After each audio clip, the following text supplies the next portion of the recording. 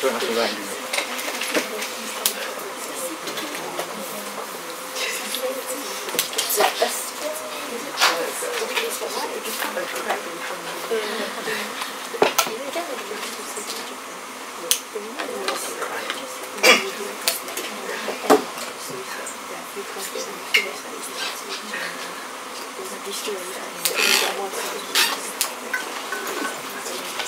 Okay, good morning everyone. I'm Mus, as you may or may not know. But my presentation is on religiosity and AKB48, which I'll explain later. Okay, anyway, I'll just go through this. Religion in Japan, there's a real issue of it falling in prominence, in a sense that the people who believe in religion are falling basically. And then there's according to the post 311 survey that we did on Twitter and such, there was also data to say that less people believe in a higher power, and they're more willing to believe in like family connections and such. And so there's a stagnation in the growing of religion. Several statements basically. There was a religious survey last year, basically said that there were less than 200 million adherents, which is actually the first time in about the past 5 years that this number has dipped below 200 million in terms of religious adherents. I say in the earlier part where it's religiosity in AKB48, but I'm actually talking about Japanese religion specifically, because I'm not talking about Singaporean Christianity or basically Catholicism in the West. I'm actually talking about the religion in Japan, and this is actually a very important part because they're very different from Western religions, in a sense that there's a different concept. Andresen, one of the people I studied, basically said that it's a matter of participation in religious rituals than a matter of holding specific beliefs, and this is something that he believes defines Japanese religion. And in essence, Japanese religion is considered to be ritual rather than just belief, and belief takes a back seat in that sense. So he outlines several parts to Japanese religion. There are 7 parts here. I'll just go through them swiftly. But then I actually don't go through everything because the paper is not long enough, and at the same time some of it just doesn't apply. So there's mutual interaction between faiths, where Japanese people they go through the rituals of various different faiths at the same time. And there's a closeness between man, gods and nature, where they believe that almost everything or everyone is a kami in some way, or not everyone, but there are certain things in nature which are also kami. And there's a religious significance between family and sisters. There's a point of purification in Japanese religion, where if you go into any shrines and such, they always tell you to wash your hands and all that. There's also a specific emphasis on festivals, and religion is a daily practice, and close relationship between religion and state. This is something that you might see during the wartime period, where they say that Shinto is a state religion. So I'm just going to talk about AKB48 for once. So they are basically an idol group, the biggest idol group in Japan, probably actually the world. It's produced by Akimoto Yasushi. If you know him, he likes Onyako Club and stuff. His wife saw Onyako Club, he does. Basically he produces a lot of new pop singles. It's based in Akihabara, that's why it's called AKB48.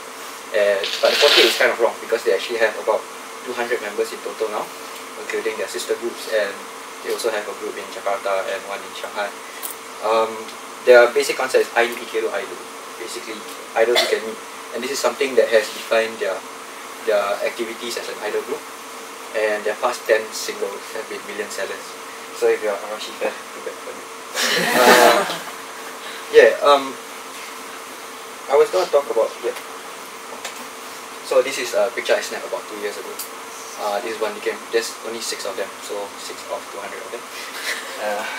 So my question is basically, how close is AKB to religion?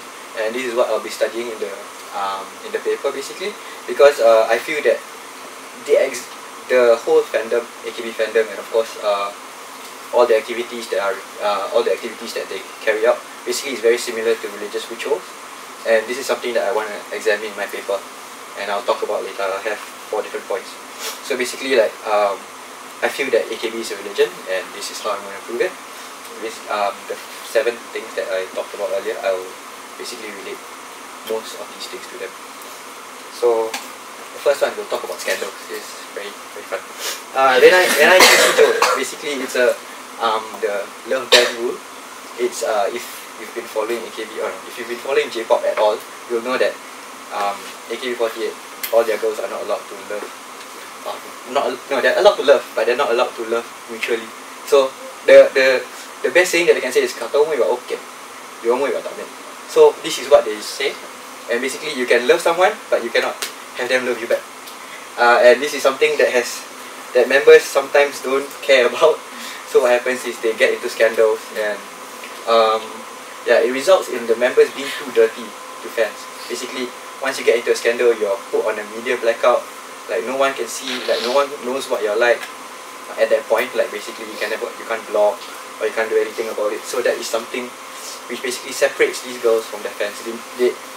They lose their purity in a sense, so they cannot interact with their fans.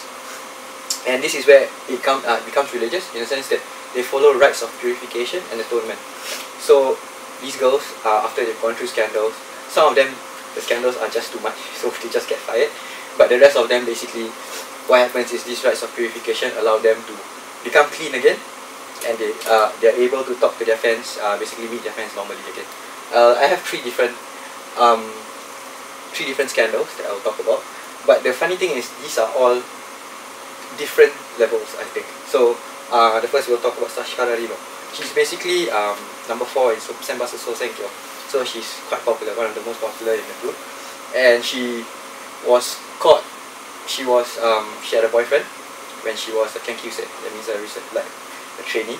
She had a boyfriend, and this boyfriend leaked out photos of her right after the Senbatsu Sosenkyo. That means just when they announced, oh yeah, you're number 4, then the pictures came out and she was half naked and such. So what happens is basically everyone was in hoo-ha. Then Akimoto Yashi appeared on a radio show, All Night Nippon, and he said, Sasha Rino, we are going to transfer you to HKT48. And HKT48 is based in Fukuoka. So from Akihabara to Fukuoka, and that's far enough as it is. And HKT48 at that time was less than a year old. So basically they were nobody. In the whole group they were nobody. And Sasha Rino was basically transferred there as a way to atone for her sins. Minagishi Minami, this one is quite popular in February. Basically she was dating an Exile Generations member, and she was caught outside his house. So everyone will say, oh yeah, she stayed over at his house. But the most important bit about this thing is she popped up on YouTube a few days later. She didn't have any hair, and she basically said, this is my atonement to the fans, and I want to be legit. So as a result, she was demoted to Kenkyusei, a research student. But at the same time, basically she still kept her place in the group, and now she's a Kenkyusei. She wears a wig when she performs, but the fans seem to see it as a gutsy move, and like basically see it as a way for her to basically bring herself back into the fold. As you can see, they're a bit different in scale, because Minagishi Minami, even though she's popular, she's not as popular as Sashikara Rino. And there's also the purification thing happens also in a smaller scale. For example, Obamina, she was actually, they have this variety show, it's called Ikebingo. And what happens is, in that show there was a segment where they use mic performance, or where they have two girls, then the girls try to insult each other, basically out-insult each other. So Obamina, what she said was, to her partner, she basically said, oh, you didn't even rank in Senbatsu.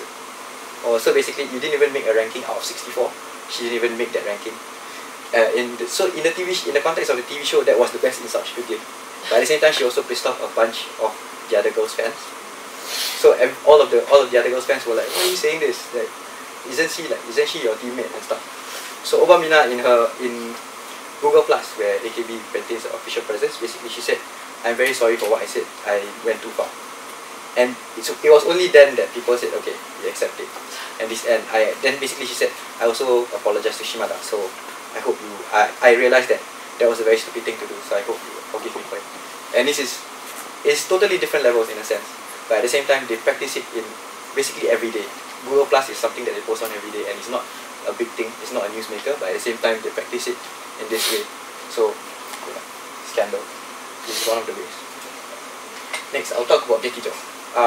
AKB48, they have different theatres basically. So these theatres are they are akin to temples and shrines, which are known to be sites of ritual. For example, you have all the New Year's, you have Obon, and they are all centered around these temples and shrines. so community events and festivals. And I think that this sacredness is also the same way that the AKB48 theatre is seen by the fans. So everything happens there. There's high touch lines where they give high fives. There's theatre performances almost every day, and that is also the place where the fans buy goods or namashashin. And much like you go for a pilgrimage to like Ise, you also go to a pilgrimage to any of the theatres in Japan. So it becomes a religious center. As you can see, these are the 4 places where the 4 sister groups have their own theatres. And this is something that I actually see, because like this is in shrines they have this thing called Shintai, where they're sacred items. And in a way these are sacred items because every theatre has them. And these are the members basically. This is in Akihabara, this is in Sakai, this is in Namba, and this is in Fukuoka. So these are the sacred items of the particular theatre. And if you know about Shinto Tori, where they have the gate, and it's the same way. All of them have said, all of them say Japan's most sophisticated show, except for Namba, I would say that. So this is in Fukuoka, this is in Akihabara, this is in Sakai, and this is in Namba. The problem is Namba is underground, so they can't make a nice sign, so they just put it like that. But at the same time, you pass through this, because this is the only entrance to the theatre, and this is where you go. And this is Maida Atsuko. When she was graduating from the group, there was a photo op for her to just simply take it down, and she looks sad and stuff. So yeah. Now we'll talk about Senbatsu Sosenkyo. Senbatsu Sosenkyo, if you may or may not know, is about basically where you buy votes and you vote for your favorite girl. So yes, in temples or shrines when you visit, you can buy a few things. Like I said that omamori, fuda, ema, and you can also give contributions in terms of sightseeing and goshuin. Goshuin are stamps that you buy and put inside a book to record that you donated to a particular temple. And these basically have dual purposes. One way it supports the temple, supports the temples in a way like maybe pay the miko or pay for some maintenance, and at the same time it's for you to wish for ryaku, which is basically your wish. Like certain shrines, for example, there's one shrine that is basically there's one shrine that talks about traffic safety and such, so you go there, that's the ryaku of the shrine. And in the same way, like when you support your Oshimen, or like which is the person you support, and the group, you pay for senbatsu or handshake tickets, and basically you raise the status, and this is where it happens. Basically, you buy stuff, you support them, and at the same time you get gains in terms of photos or handshakes. And lastly is the AKB48 yearly calendar. Festivals make up a lot of the Japanese religion. For example, there's New Year's, Obon, then there's Girls' Boys' Day, Shichigo-san. They are all located in the temples and shrines, and this is a sort of something that you look forward to every year. For example, like basically every year same thing happens, and every year everybody goes to the same places. So, and this is the same way in the cyclical release schedules for CDs is the same way, in the sense that you have I lost my place, I'm sorry. You have the Sotsuyo single, which is the Sakura single during spring, and then you have the Mizugi single, which is in summer, and then you have the Shobu single, which is at the end of the year, where the Japan Record Award happens. So this is where they release it. At the same time, there's also the Sosenkyo single and the Janken single, which they release. So besides that, there's also events that each of the fans can look forward to. For example, there's Ganjitsu Koen. This is something I think is quite important, because the day of the new year, they'll do this Ganjitsu Koen, and they'll perform, and it's kind of like the fan replacement for Hatsumo there. So you go to the shrine, but at the same time you also go to the AKB48 theatre to watch them perform. And then there's the request hour, where people make their own set list of a concert using votes as well. And Senbatsu Sosenkyo, like I was saying, Janken Taikai. Janken Taikai is where they do Janken, and then they determine how it goes then. And AKB48 Kohaku, which is at the end of the year. So this is like Janken Taikai is like just before the end of the year. Senbatsu Sosenkyo is in the middle of the year. Request hour is in January. So this happens every year, and this is something that you can look forward to all the time. And there's also like you can also log in your own like specific things, like fan determined events, like handshakes, like oh, I want to go to this particular one in June or something. And also birthday theatre shows. Birthday theatre shows are called Seitansai. Basically, they have like, for example, Takashi Minami's birthday. So like we have Seitansai. Then they bring light stakes, they coordinate light stakes, colors and such and stuff. buy flowers like this. This is what Kikuchi Ayaka, basically. And yeah, so basically it's this. These are the ways that I examine, because not much else. I mean, these are the salient points. There are others, of course, but it's just a bit too short for me to write everything. But yeah, in conclusion, I think that these basically give AKB the religiosity in terms of Japanese religion in Japan.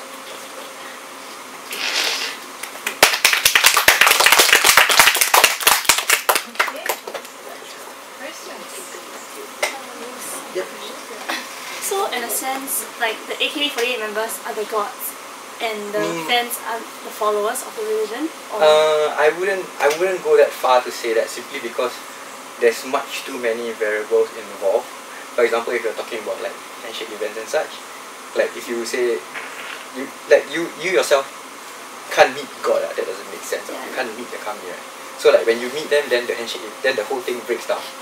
So like in the terms of kami and me, so it's like if I meet the kami, then there are no more, like there are living gods for in terms of like religions like Tenrikyo, but those are new religions. But at the same time, is you can't. I wouldn't make that assumption, or I wouldn't make that claim myself, because I think that there are too many counter examples as well. So, but I'm saying that they all contain a manner of religiosity. Because like purification, the rites, right? Purification rites. Like to me, for religion, it will be like the followers of the religion who are doing the purification. Like they have to purify themselves. But like for your scandals, you're saying that the girls themselves, like they got caught in a scandal, so they have to be the ones atoning and be the ones purifying themselves. So that's the problem that I had. So because I thought like it was one way, but from the way I look at it, it's actually both. And at the same time, when the fans recognize that, for example, if she shaves her head, then the fans say, oh, that's like her guts. So basically that's something that she wants to show. That's her purification. At the same time, aren't you also practicing that in a sense? They're also recognizing that is purification. So I wouldn't say that it's just one way in a sense. So it's both ways. Like if the girls are purifying themselves, there needs to be not say acknowledgement, but there needs to be an understanding between them as well. So I saw that as the purification. But based on your concept of religiosity in AKB, then isn't it easy to also just change the topic of AKB with something else? I mean, you mentioned Arashi in the start. I think that was just a joke. Yeah, I know, but actually I feel that it's wrong to just compare Arashi, because they're part of this they're just a small group in Johnny. So I mean, if you compare Johnny's fans with AKB, then maybe it's plausible.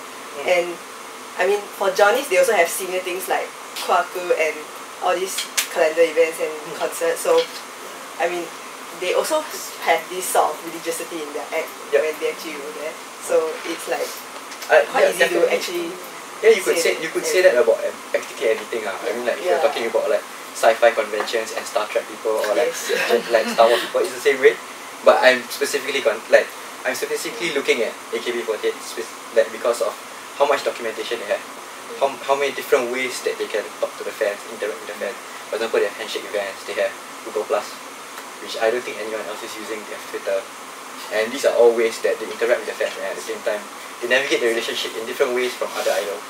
Or in a sense, like I'm not sure about male idols, but female idol wise, they are unique in that sense. And at the same time, I'm not sure if many different idol groups have theaters, or they have handshake events and such, but they don't have theaters, or like they don't do certain activities that might push it over the edge in a sense. Yeah, actually I quite like the thing about the theatres and how they're like temples, and the Torii Gate thing is like quite interesting. I was just wondering, you're talking about the front part, the purification, right? When they are saying that when they commit scandals and they're dirty, right? Is it like something that the fans say, or is it like the company constructs them as like? It's both. It's both, because like if you look at it, a media blackout is something that the company has to do. The company has to say, oh, you can't talk to the fans right now, we're going to be angry at you. But at the same time, the fans are also going crazy whenever there's a scandal. Like for example, there are two girls called Yonezawa Rumi and Hirajima Natsumi. So basically, when Rumi got into a scandal, she also dragged this other girl in. and all the fans were going crazy because like to them like this other girl is like Natsumi is basically a collateral damage, and like on her G plus, basically every single comment was about how they should return Hirajima's life. So basically like one of it was Hinajima no Jinsei no Kaise, and then it was just the same thing for like 500 comments, and that is on every single entry on her G plus. So is this kind of thing like fans do actually feel this way? So the fans determine the fate of the idol. Yeah, of course. I mean, it's a business venture. Yeah. But there is this concept of like dirtiness, lah. Yeah, or is in it? a way. Yeah, it's dirtiness simply because like the fans hate you now. So. So it's not like they say like kitanai or something, but it's like a. There is some issue of that as well. Like for example, like if you're caught having sex or something, then yeah, of course kitanai and such. Like whether or not it's parody or not is different. Yeah. Okay, thank you. Okay, let's do last 10 minutes summary of the module. Can we